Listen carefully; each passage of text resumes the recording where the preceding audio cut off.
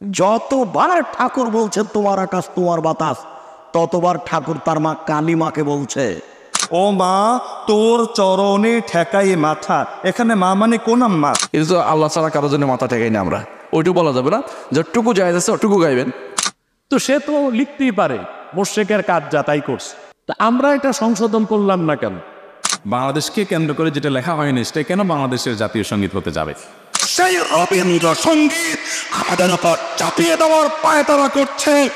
আমরা বলতে চাই, কল্প দেব, কি খুলতে রাজি না। রবীন্দ্রনাথ ঠাকুর মুসলিম বিদ্বেষী মানুষ। মানুষ যখন বিপদে, ঠাকুর তখন বিলাতে। ঠাকুর বলে যে ঢাকা বিশ্ববিদ্যালয়তে কি হবে, ওরা বাংলা অক্ষর চিনে না, বেটারা বিশ্ববিদ্যালয় বানায়, ওটাকে কাবা ঘর বানাও, এটা ঠাকুরের কথা। ঠাকুর বঙ্গভঙ্গের বিরুদ্ধে 25 লাইনের কবিতা লিখেছিল। ওমা তোমার আকাশ তোমার বাতাস আমার প্রাণে বাজায় বাঁশি। ওমা তোমার আকাশ তোমার বাতাস, যতবার ঠাকুর বলছে তোমার আকাশ তোমার বাতাস, ততবার ঠাকুর তার মা কালী মাকে বলছে। 25 লাইনের কবিতা ঠাকুর লিখেছে বঙ্গভঙ্গের বিরুদ্ধে, এবং কলিকাতা প্রেস ক্লাবে বঙ্গভঙ্গের বিরুদ্ধে এই কবিতা পাঠ করেছিল সর্বপ্রথম ঠাকুর। এই রবীন্দ্রনাথ ঠাকুর মুসলিম বিদ্বেষী। জাতীয় সঙ্গীত পরিবর্তন করার দাবি এবারই শুধু উঠছে তা নয়, এর আগেও বারবার উঠেছে। আপনারা জানেন, দেশপ্রেমের নামে, দেশত্ববোধকতার নামে, দেশত্ববোধক কাজের নামে আপনি কোনো গীত, মিউজিক সংযুক্ত করে, বাদ্যযন্ত্র সংযোগে আপনি যদি কাউকে শুনতে বাধ্য করান, তাহলে সেটা তার স্বাধীনতার খর্ব করার সামিল, বিশেষ করে মুসলমানদের ক্ষেত্রে। কারণ ইসলাম যেহেতু বাদ্যযন্ত্র যোগে কোনো গান বাদ্যকে অ্যালাউ করে না, কোনো গানকে অ্যালাউ করে না, বিধায় আপনি দেশাত্মবোধক গানের নামে, দেশপ্রেমের নামে আপনি আমাকে যদি এটা চাপিয়ে দেন, তাহলে এটা হবে আমার অধিকার লঙ্ঘন করা, আমার অধিকার খর্ব করা। সোজা কথা, দেশের সংখ্যাগরিষ্ঠ মানুষ যেটাকে হারাম মনে করে, সেই কাজ আপনি দেশের মানুষের উপর চাপিয়ে দিতে পারেন না। হ্যাঁ, দেশের একটা স্লোগান থাকলো, একটা গীত থাকলো, সেটার কথা মানবের যদি আপত্তিকর কোনো কিছু না থাকে, সেটা ভিন্ন বিষয়, অবশ্যই সেটা গ্রহণযোগ্য হতে পারে। এবার আসা যাক এই গানটা নিয়ে, যে আমাদের যে জাতীয় সঙ্গীত আছে, আপনারা জানেন যে রবীন্দ্রনাথের লেখা এই গানটি বাংলাদেশের জন্মেরও আরও বহু আগে তিনি লিখেছেন। তো এই গীতটা মূলত বাংলাদেশকে কেন্দ্র করে লেখা হয়নি। বাংলাদেশকে কেন্দ্র করে যেটা লেখা হয়নি সেটা কেন বাংলাদেশের জাতীয় সঙ্গীত হতে যাবে, এটা একটি বিষয়। আরেকটা বিষয় হলো, যেই গীতের মধ্যে কোথাও বাংলাদেশ শব্দটাই নেই, সেই গীত কীভাবে এদেশের জাতীয় সঙ্গীত হতে পারে? বিধায় আমি তো মনে করি যে এই দাবিটা অযৌক্তিক না, যে আমাদের জাতীয় সঙ্গীত পরিবর্তন করা এটা সময়ের সবচেয়ে গুরুত্বপূর্ণ দাবিগুলোর মধ্যে থেকে একটি। আরেকটা এখানে বিষয় হলো যে আপনারা জানেন যে হিন্দু ধর্মাবলম্বীরা তারা পূজনীয় বা দেবতাতুল্য এরকম কিছু মানুষ বা কোনো ব্যক্তি বা বস্তু থাকে, তাদেরকে তাদের দৃষ্টিতে তারা সেগুলোকে মা বলে সম্বোধন করে। ইসলাম আমাদেরকে এরকম কোনো ধারণা দেয় না। তো মাতৃভূমির প্রতি টান এক জিনিস, আর সেটাকে পূজা করা আরেক জিনিস। ইসলাম আমাকে এটাকে পূজনীয় করতে বলে নাই। বিদায় সংখ্যাগরিষ্ঠ মানুষের বিশ্বাসের সাথে যেমন যায় না, এই গীত বাংলাদেশকে কেন্দ্র করে লেখা হয় নাই, এটা বাংলাকে কেন্দ্র করে লেখা হয়েছে, যেটা পশ্চিমবঙ্গ পূর্ববঙ্গ বিলায়। অতএব এই জ্ঞান মূলত এই দেশের জন্য না, যার কারণে এই গীত বা স্লোগান বাংলাদেশের এটা পরিবর্তন হওয়াটাই হলো যৌক্তিক।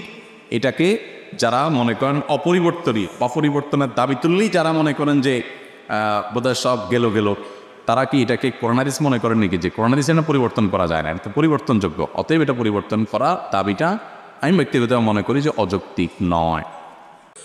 এমন এক দেশে থাকি যেই দেশে আল্লাহ রসুলকে গালি দিলে এটাকে বলা হয় বাক স্বাধীনতা, কথার স্বাধীনতা। তো কোরআনের বিরুদ্ধে কথা বলে এতে সমস্যা হয় না, নিজেরা সংবিধানের বিরুদ্ধে কথা বলে এত সমস্যা হয় না। তো জাতীয় সঙ্গীত এটা তো মানুষই বানিয়েছে নাকি? না আল্লাহ বানিয়েছেন, না রাসূল বানিয়েছেন? মানুষ বানিয়েছে।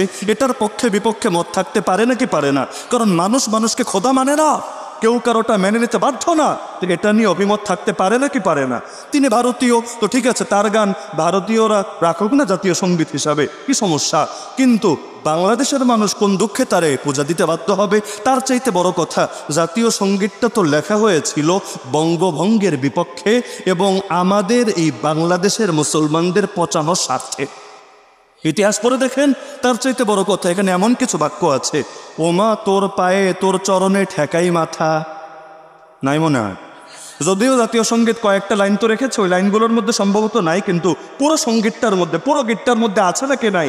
ও মা তোর চরণে ঠেকাই মাথা, এখানে মা মানে কোন আম্মা? তো ও মা তোর চরণে, চরণে মানে কদমে, কদমে মানে ঠ্যাঙ্গে, পায়ে, তো তোর পায়ে ঠেকাই মাথা, এইটাই তো সেজদা। আমরা সেজদা দিই একজনকে, নাম তার। তাহলে যেখানে এমন বাক্য আছে, শিরকি কথা একটা না, আমি আরো প্রমাণ দিতে পারবো। ওই একজন 8 বছর পর্যন্ত আয়না করে থেকে সেখানে জাতীয় সঙ্গীত নিয়ে নিজের মতামতটা জানিয়েছে। সব নাস্তিক সেকুলারদের লেন্সার মধ্যে আগুন ধরে গিয়েছে, অথচ ওরা সারাদিন কোরআনের বিরুদ্ধে কথা বলে। আমরা প্রতিবাদ করলে আমাদের গালি দেয় মৌলবাদী, উগ্রবাদী, সাম্প্রদায়িক উস্কানিদাতা বলে। আরে তোর জাতীয় সঙ্গীত নিয়ে বললে তোর কলিজায় লাগে, আর আমার কোরআন নিয়ে বললে আমার কলিজায় লাগতে পারবে না, অথচ কোরআন আল্লাহর কিতাব, জাতীয় সঙ্গীত আল্লাহ বা রাসূলের কোনো দেওয়া কোনো কিছু না। তাহলে এটারে ভণ্ডামি না তো ভণ্ডামি কারে বলে? যা কেউ কিছু অংশ জায়েজ আছে, তো স্বপ্ন জায়েজ বলতেছি না, আপনি কিছু অংশ জায়েজ আছে, ওটুকু গাইবেন। আমার সোনার বাংলা আমি তো ভালোবাসি, এগুলো সমস্যা নাই। সোনার বাংলা, আমার রুগার বাংলা, তামার বাংলা একটা হইলে হইলো, এদের হইলে তো অসুবিধা নাই। কিন্তু যেখানে গুণা আছে সেখানে যাওয়া যাবে না। কোনটা জানেন তো? যদি কোনো মাথা টেকানোর কথা হয়, আমি মাথা লাগাইলাম তোমার কাছে, তোমার কাছে মাথাটাকে, এই কথাবার্তা থাকলে তো এটা তো আল্লাহ ছাড়া কারোর জন্য মাথা টেকাই না আমরা, ওইটুকু বলা যাবে না। যতটুকু জায়েজ আছে ওটুকু বলা যাবে, যেটুকু জায়েজ নাই দেখুন পড়লে বুঝতে পারবেন। এটা আমি পুরোটা মুখস্থ করি না, এই জন্য বলতে পারছি না। তো আপনি দেখে নেবেন যে কোনটা যায়, কত জায়েজ, ওদের জায়েজটা বলতে পারবেন।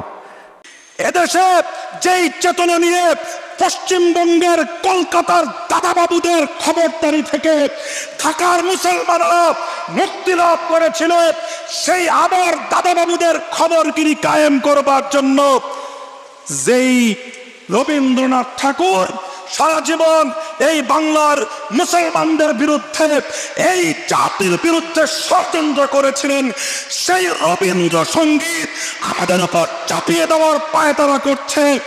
আমরা বলতে চাই, কল্প দেব, খুলতে রাজি না। তোমার আকাশ তোমার বাতাস আমার প্রাণে বাজায় বাস। তা আকাশ কে বানানো, বাতাস কে বানানো, ওনার তো কোনো কথাই নাই। এটা তো একরকম প্রকৃতি পূজারীরই কাজ।